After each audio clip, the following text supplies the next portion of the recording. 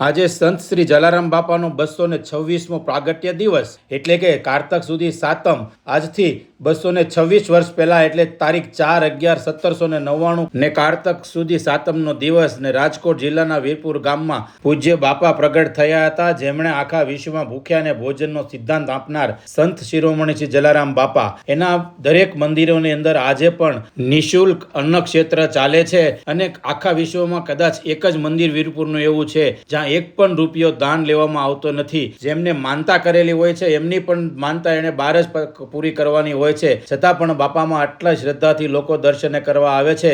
એવું જ એક સુરતની અંદર વરાછા રોડ ઉપર લસકાણા ગામની બાજુમાં ડાયમંડ નગરની સામે જલારામ ધામ આવેલું છે, જ્યાં રોજે અન્ન ક્ષેત્ર તો ચાલે છે. આજના દિવસે પણ વિશાળ ઉત્સવ ઉજવાય છે, તેમાં હજારો ભક્તો પ્રસાદ લે છે, શોભાયાત્રા, અન્નકૂટ વગેરે દર્શન છે. તો આજના દિવસે બાપાના દર્શનનો લાભ લઈ લેજો ભક્તો. વિડીયો વધુમાં વધુ શેર કરજો, કોમેન્ટમાં જય જલારામ બાપા લખી નાખજો.